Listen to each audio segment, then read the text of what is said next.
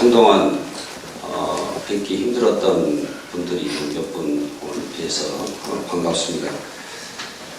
저기 우리 천명자 집사님 가족도 오늘 다 참석을 하셨고, 또 용길영 권사님 가족도 참여를 하셨습니다. 얼핏 보니까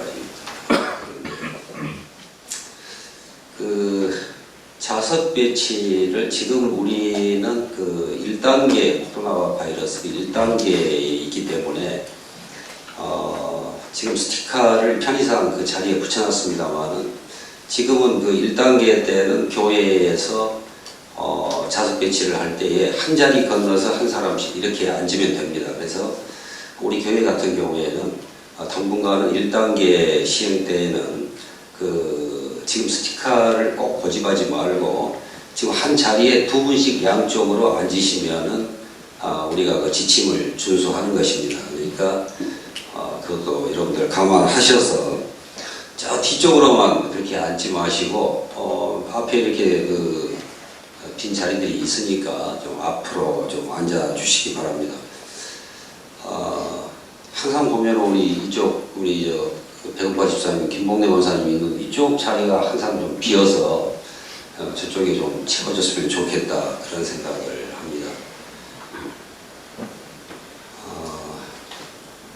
저기도 누가 마스크를 쓰고 있어서 제가 누군지를 모르겠는데 또 낯선 얼굴도 뵀는데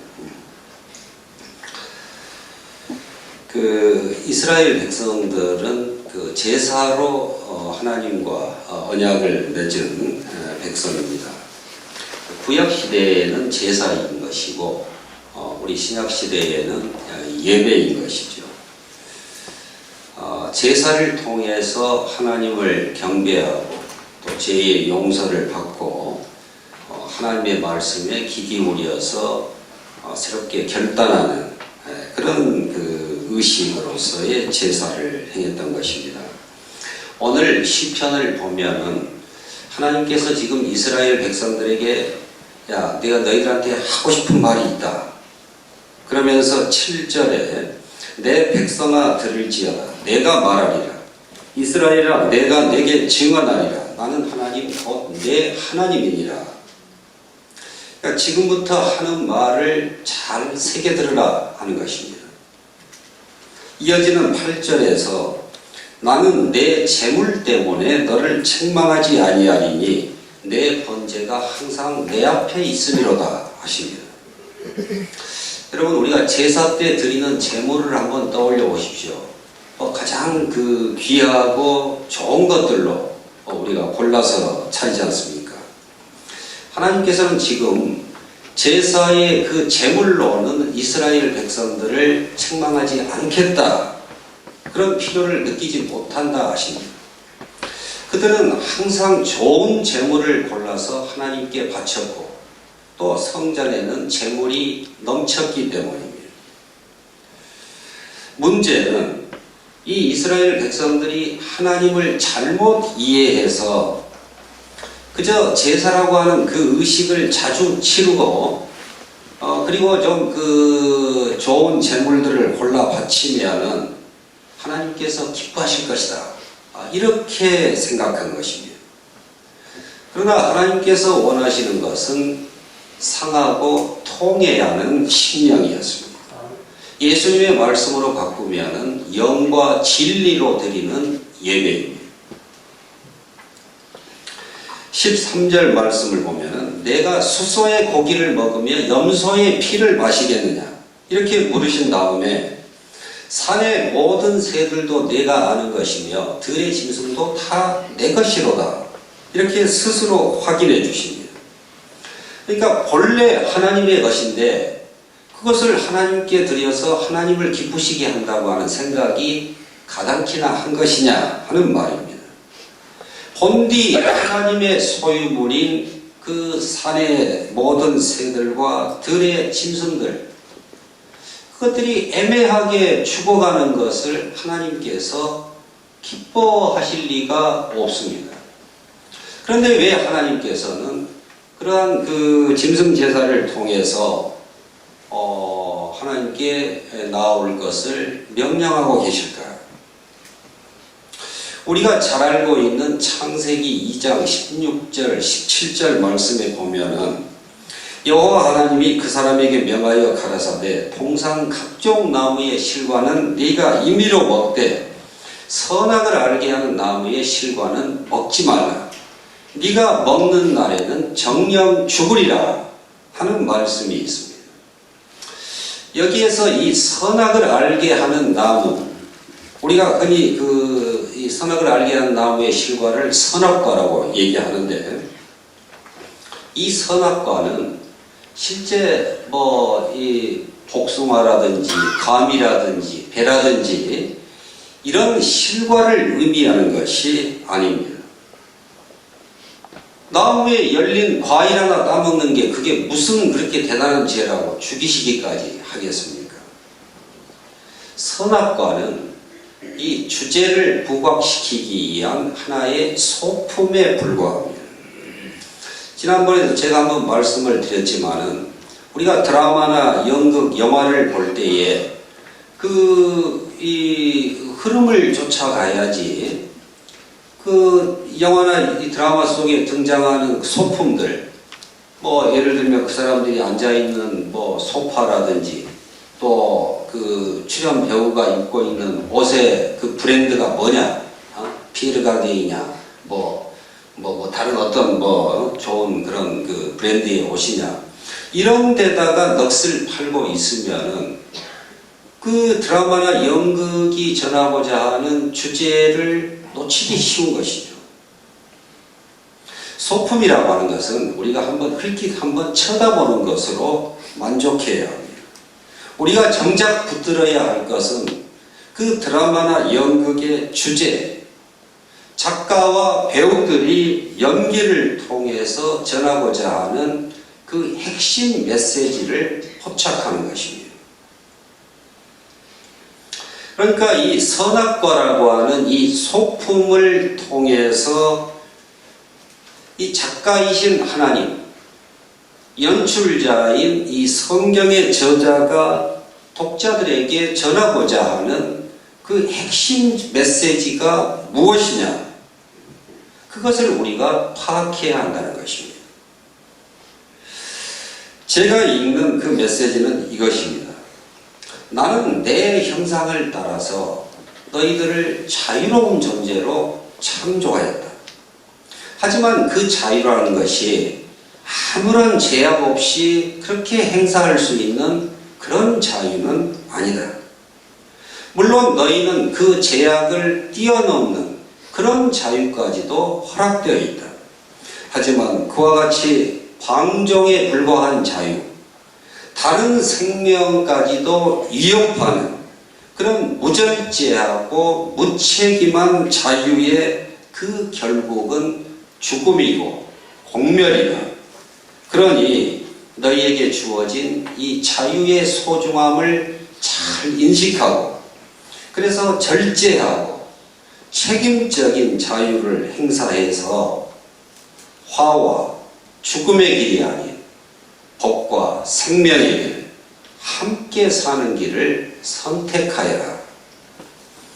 이것이 선악과 드라마가 전하고자 하는 핵심 메시지라고 저는 믿습니다.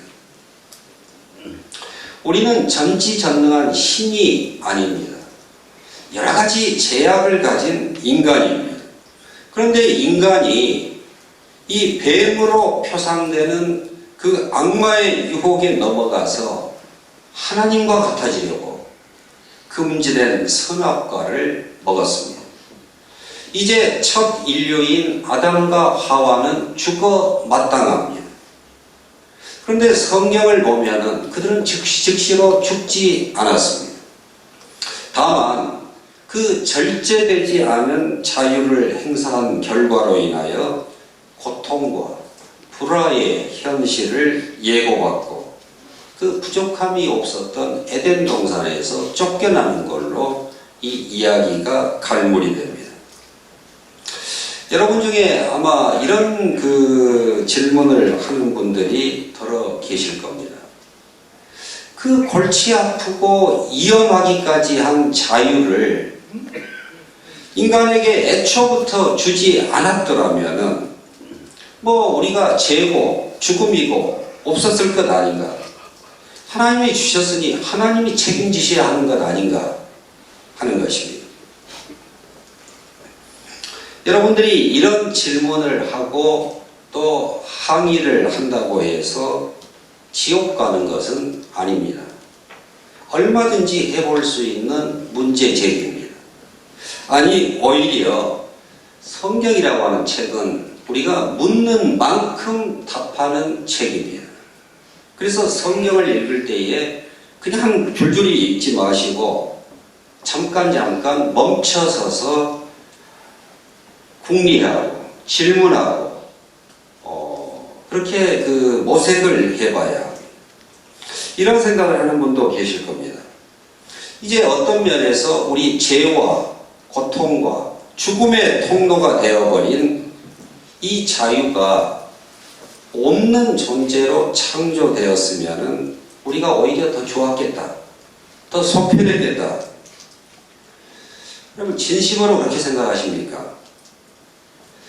하지만 그 말은 조금만 우리가 생각해 보면은 자신이 아무런 어떤 의사결정권도 없는 기계로 어떤 사물로 태어나는 것이 더 좋았겠다 하는 말에 다름이 아닙니다. 이성도 감정도 없는 뭐 이 마이크라든지 뭐 저 피아노 저런 시계 이런 것들로 우리가 태어났다고 그러면은 이 성악가를 막을까 말까 우리가 고민할 필요도 없고 또 그로 인해서 그 선택의 결과로 인한 고통도 없는 법이죠.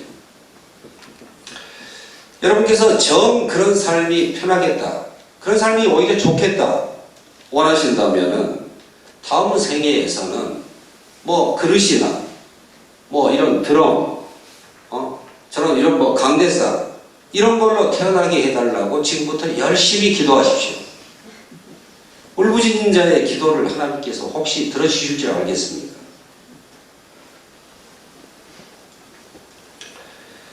성경이 문제 삼고 있는 것은 우리 육계 호흡이 끊어지는 생물학적인 죽음이 아닙니다. 우리는 누구나 반드시 늙고 병들어 죽습니다. 그것이 우리 본래 인간의 유한성입니다. 성경이 정작 문제 삼고 있는 것은 영적인 죽음입니다. 그 영적 죽음이라고 하는 것은 하나님과의 관계가 끊어지는 것을 말합니다. 가지가 포도나무에서부터 떨어져 나가는 것, 본래 있어야 할 자리를 이탈하는 것, 그것이 죽음입니다. 여러분이 있어야 할 자리, 성도로서 하나님의 백성으로서 마땅히 있어야 할 자리를 잘 지키고 계십니까?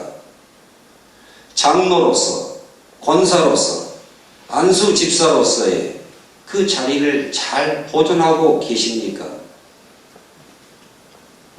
내가 마땅히 있어야 할 자리, 내가 마땅히 행해야 할 그 일을 제대로 알고 행하지 못한 채 어느새 우리가 하나님과 같이 되려고 저 높은 곳에 앉아서 다른 사람들을 쉽게 판단하고 정죄하려는 그런 자리에 내가 와 있구나.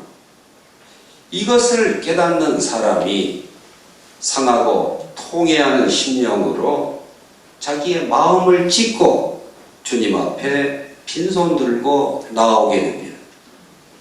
자기가 마땅히 있어야 할 그 자리를 떠난 사람, 주님의 보호와 그 인도하심으로부터 멀어진 사람은 필연적으로 환난에 처할 수밖에 없습니다.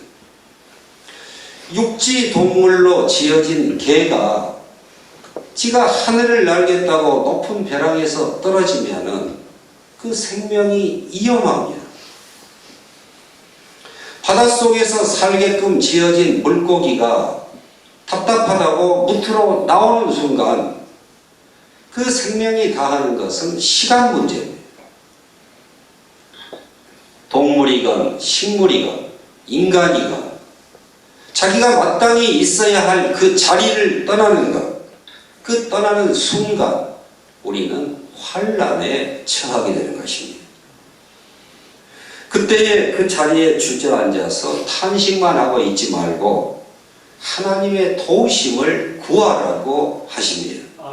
오늘 본문 15절에 보면 환난 날에 나를 부르라.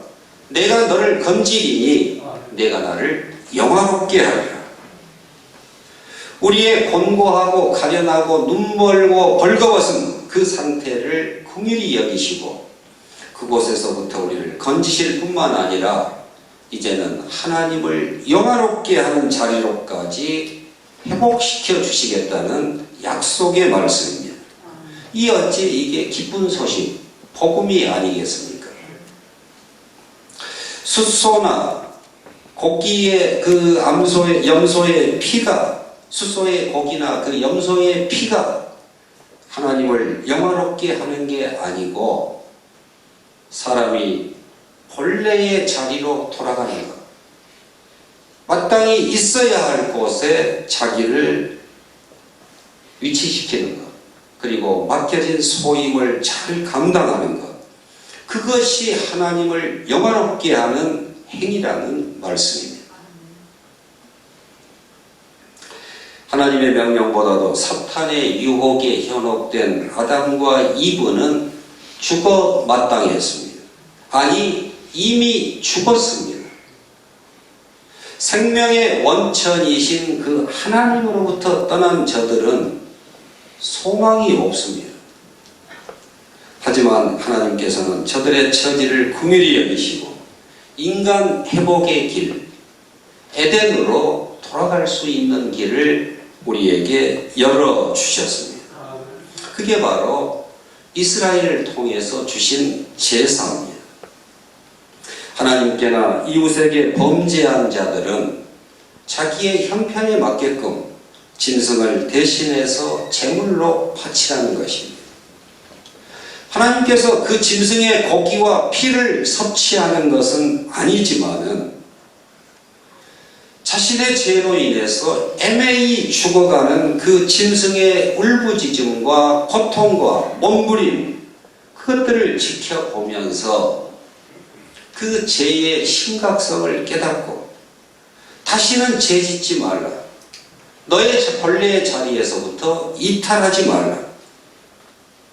자신의 그 자리로 돌아갈 것을 각인시켜주고 결단하게 하는 일종의 시청각 교제, 그것이 구약시대의 희생제사인 것입니다. 흠없고 완전한 속죄양이신 예수님을 통해서 그 구약시대에 반복되던 짐승제사 행위가 중단되었습니다. 이제는 예수님이 달려 돌아가신 그 십자가를 볼 때마다 우리는 죽어 마땅한 우리를 대신해서 돌아가신 그 어린 양의 모습을 봅니다. 그 십자가 앞에서 우리는 내가 달려 고통받아야 할 저 자리에 주님께서 매달려 계시구나. 다시는 나의 죄로 인하여 우리 주님께서 그 십자가의 고통을 겪도록 버려둬서는 안 되겠구나. 이런 다짐을 새롭게 합니다. 주홍같이 붉은 죄라도 흰눈보다 더 희게, 진홍같이 붉은 죄라도 양털보다 더 희게 하시는 그 주님의 용서와 회복을 경험합니다. 나는 예수님께서 나의 죄사함을 위해서 저 십자가에 달려 고통받으실 만큼 내가 그렇게 큰 죄를 범한 적이 없는데요. 이렇게 항의하고 싶은 분들이 계실지 모릅니다. 죄라고 하는 것을 어떤 개인적인 그 도덕의 차원이나 어떤 형법상의 죄로 좁게 해석하기 때문에 그렇습니다. 이 코로나 바이러스 확산 이후로 그 비대면 활동이 증가했고 택배 주문량이 엄청나게 늘어났습니다. 물건을 그 나르는 배달하는 택배 노동자들이 올해 들어서 벌써 15명, 15명이 사망했습니다. 그분들이 남들보다 더 많은 죄를 지어서였겠습니까? 사실 그분들은 밤낮 없이 일하느라고 죄 지을 시간도 없었던 분들입니다.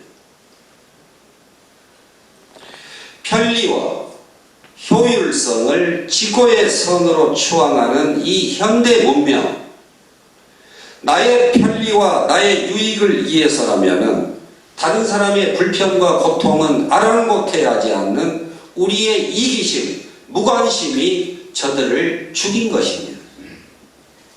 그래서 우리는 저들의 그 억울한 죽음 앞에 꼼짝없는 공범자인 것입니다.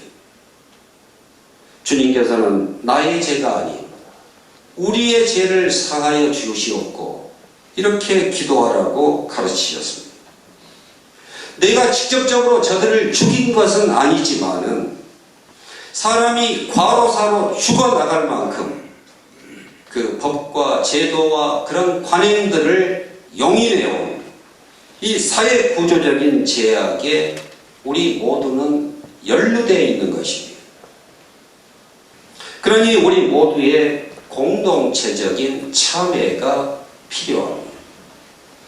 사회적 약자들의 그 비통한 죽음에 상하고 통회하는 심령 없이 드리는 예배는 형식적으로 짐승을 잡아 바치는 그 제사 행위에 해당하고 그것으로 자기 할 바를 다했다고 안심하고 돌아가는 그 구약시대 이스라엘 백성들의 굳어진 심령과 다를 바가 없는 것입니다.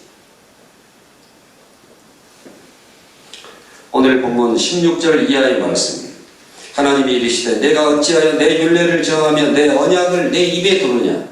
네가 교훈을 미워하고 내 발을 내 뒤로 던지며 도둑을 본즉 그와 연합하고 가늠하는 자들과 동료가 되며 내 입을 악에게 내어주고 내 혀로 거짓을 꾸미며 앉아서 내 형제를 공박하며 내 어머니의 아들을 비방하는도다.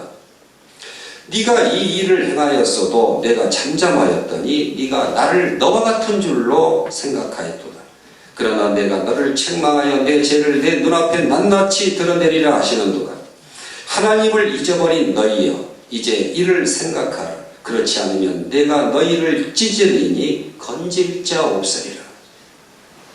더 늦기 전에 하나님의 진노의 불길이 임하여서 돌이킬 수 없게 되기 전에 우리가 가던 길을 돌이켜야 합니다.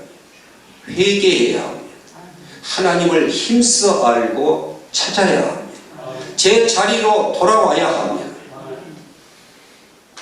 하나님께서 원하시는 제사는 재물이 아닌 정의와 사랑에 기초한 우리의 삶 전체입니다.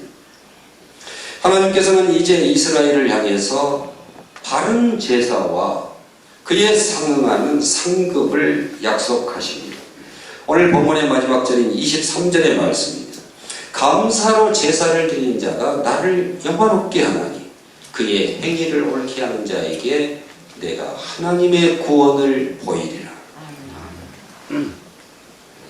하나님께서 우리의 죄를 따라서 심판하지 아니하시고 그 용서와 구원을 베푸신 그 은혜에 감사하여 주님 앞에 나아가는 것, 그것이 바로 바른 제사, 하나님께서 기뻐 받으시는 예배라는 말씀입니다.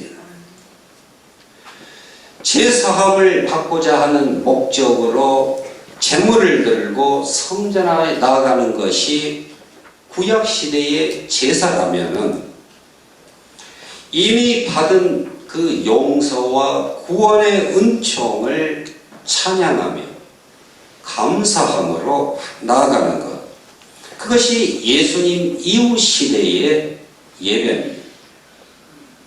제물을 통해서 하나님을 기쁘시게 하고 그 대가로 나는 죄의 용서를 받는, 기브 앤 테이크, 주고받는 그런 어떤 거래 행위를 위해서 우리가 예배에 참여하는 것이 아닙니다. 제물과 건강과 안락함을 좀 더 확대하기 위해서 그런 목적으로 예배에 참여하는 것도 아닙니다.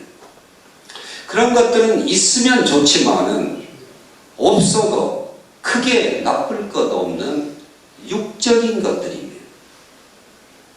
자녀들이 부모로부터 물려받을 그 유산에 대한 욕심 때문에 계산적으로 그 부모를 모신다면은 그게 어디 제대로 된 공경이고 효도이겠습니까?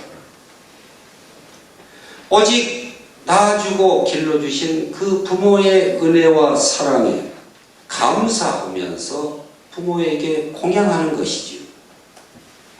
이 시간 우리가 예배로 모인 것은 하나님을 떠난 죄로 인하여 죽어 마땅한 우리를 긍휼히 여기시고 예수님과 연합하여서 전혀 새로운 생명, 그 부활 생명을 누리고 살아가게 하신 그 하나님의 은총을 다만 감사하여서 주님 앞으로 나아온 것입니다. 감사로 제사를 드리는 자가 나를 영화롭게 하는,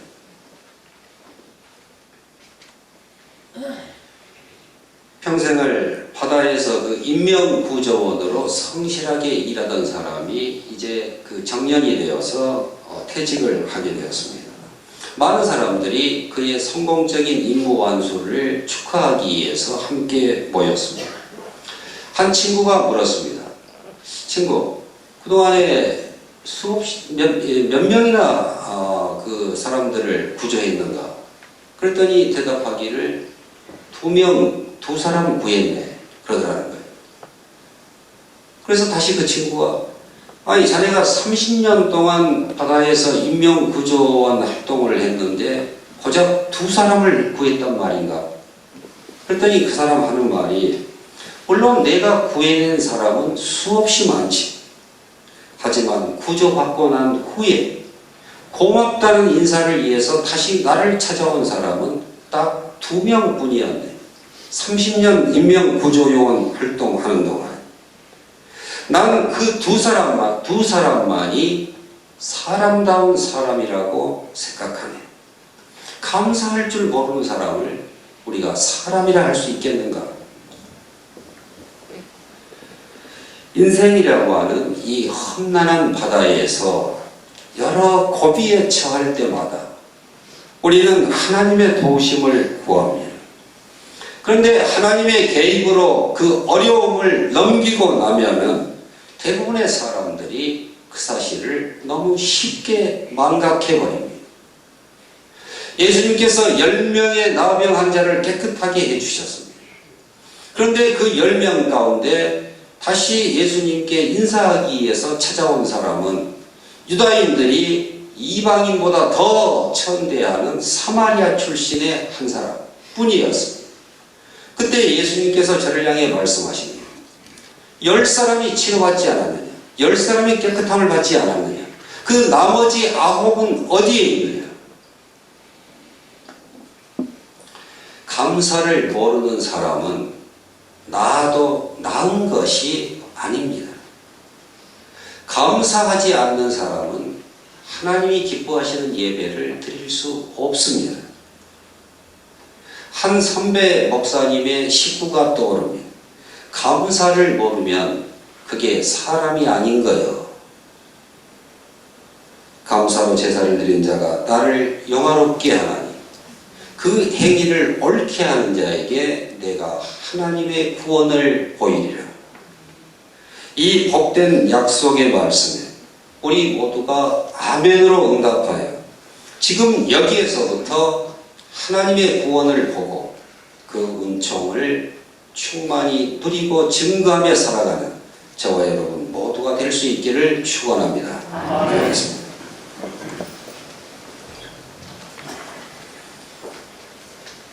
우리 인생과 가정과 역사의 주이신 아버지 하나님, 우리가 편의상 오늘을 추수감사절로 정하여 지키고 있지만 어디 감사가 비단 오늘로 끝날 일이겠습니까?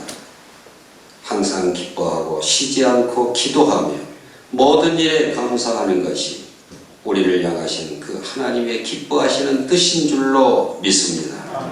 감사함으로 그 물에 들어가며 찬송함으로 그 궁정에 들어가는 우리 복된 성도들 다 되게 하여 주시옵소서. 예수님의 이름으로 기도하옵나이다. 아멘.